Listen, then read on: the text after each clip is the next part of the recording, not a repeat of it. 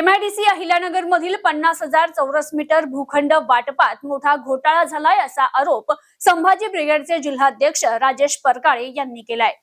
अहिल्यानगर मधील एमआयडीसी येथे 50,000 चौरस मीटर भूखंड वाटपात मोठा घोटाळा झालाय। याबाबत चौकशी करावी अशी मागणी संभाजी ब्रिगेडच्या वतीने करण्यात आली आहे।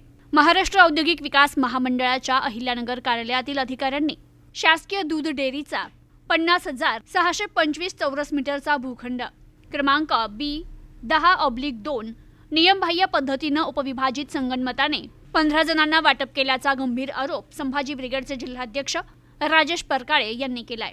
परकाळे यांनी मुख्य कार्यकारी अधिकारी एमआयडीसी मुंबई यांना दिलेल्या तक्रारीत म्हटलंय, सन 1980 मध्ये दूध डेअरीसाठी मंजूर झालेला अखंड भूखंड महामंडळाने परत ताब्यात घेतला। त्यानंतर अवघ्या 46 दिवसात फेब्रुवारी 2024 मधील नवीन अर्जाद्वारे 15 जणांना भूखंड वाटप करण्यात आले।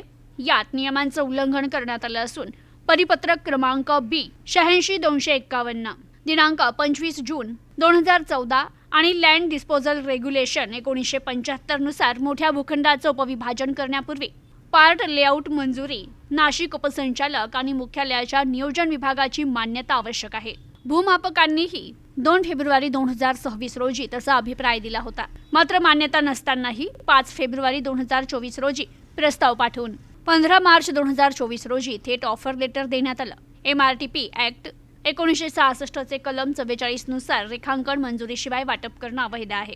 या ठिकाणी एमआरटीपी ऍक्टचे उल्लंघन करण्यात आलंय। सन 2020 पासून उद्योग विस्तारासाठीचे 5 प्रलंबित अर्ज डावलून फर्स्ट कम फर्स्ट सर्व्ह तत्व मोडून नवीन अर्जदारांना प्राधान्य दिलं। ऑनलाईन पोर्टल जाणून बुजून बंद ठेवत रात्री उशिरा सुरू करून संगनमताने अर्ज भरले असून पारदर्शकपणे कामकाज केलेलं नाहीये। तसेच संबंधित भूखंडावरील 1000 पेक्षा जास्त जुनी झाडे साग चंदनासह मौल्यवान झाडांची नोंद न घेता केवळ 245 झाडं दाखवत खोटा पंचनामा करण्यात आला। EIA 2006 नुसार पर्यावरणीय मंजुरीशिवाय वाटप केलं असून खोट्या पंचनाम्याआधारे वृक्षतोडीबाबत परवानगी दिली।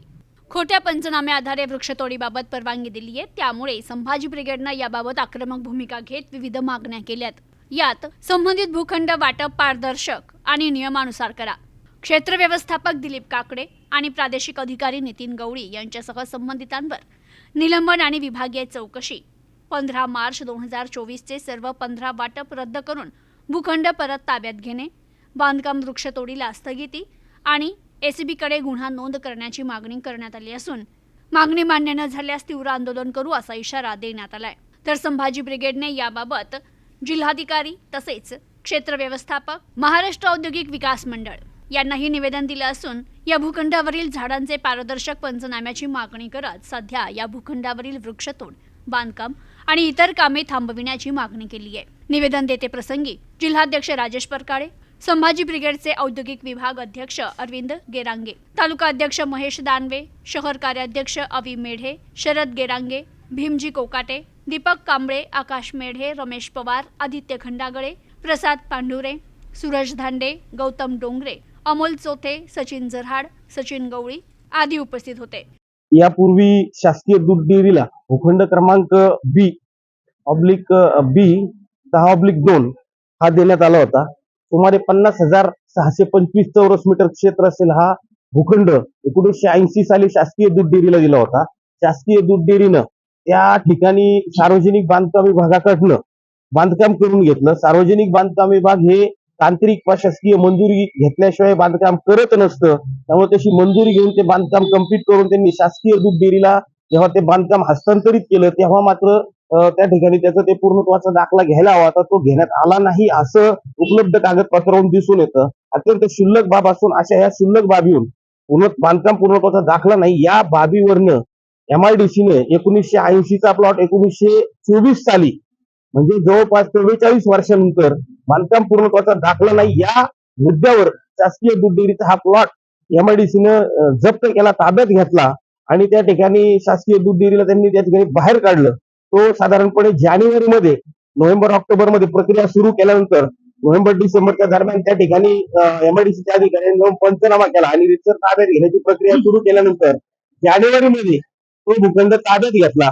भूखंड ताब्यात घेतल्याच्या नंतर त्या 50,625 चौरस मीटर भूखंडाचं त्यांनी त्या ठिकाणी काही या एमआयडीसीतील काही उद्योजकांशी संगनमत ह्या अधिकाऱ्यांनी केलं आणि संगनमत करून या अधिकाऱ्यांनी त्या ठिकाणी त्या भूखंडाचं वाटपही करून टाकलं आणि त्यानुसार MIDCची प्लॉट मागणी अर्जासाठीची जी साईट आहे ती कायम बंद असते.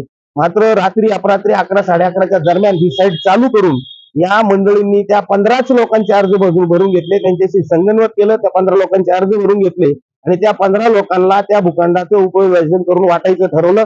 त्यानुसार त्यांनी प्रस्ताव तयार केल्यानंतर याच MIDCच्या भूमालकाने असं सांगितलं की याचं उपविभाजन झाल्याशिवाय वाटप शक्य नाही. असं असताना सुद्धा इथल्या प्रादेशिक अधिकारी, इथले क्षेत्र व्यवस्थापक जे आहेत MIDCचे यांनी त्याचा प्रस्ताव तयार केला, वरिष्ठांकडे पाठवला.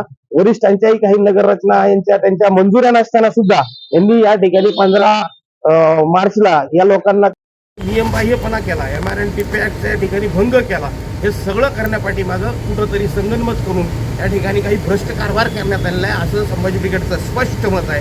आणि या पद्धतीनं वाटप करत असताना MIDCनं फर्स्ट कम फर्स्ट या पद्धतीनं म्हणजे जो प्रथम येईल त्याला प्राधान्य या तत्वाचाही या ठिकाणी त्यांनी नगरच्या अधिकाऱ्यांनी पायदळीत उडवला.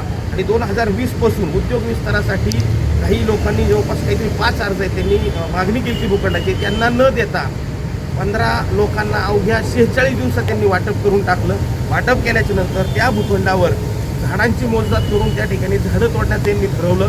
यासाठी वन विभागाच्या अधिकाऱ्यांना त्यांनी हाताशी धरलं आणि त्यांनी अवघ्या 245 झाडांचा पंचनामा केला की या भूखंडावर 245 झाडं आहेत जे तोडावी लागतील. आणि त्यांचं वय त्यांनी साधारणपणे 8-10 वर्षाचे 12 वर्षाचे हे झाडं दाखवले. जवळपास आम्ही त्या ठिकाणी प्रत्यक्ष पाहणी केली असता 1000पेक्षा जास्त झाडं आहेत. त्या ठिकाणी जवळपास 30, 25, 30, 35 वर्षाची झाडं आहेत, मोठी मोठी खोडं आहेत.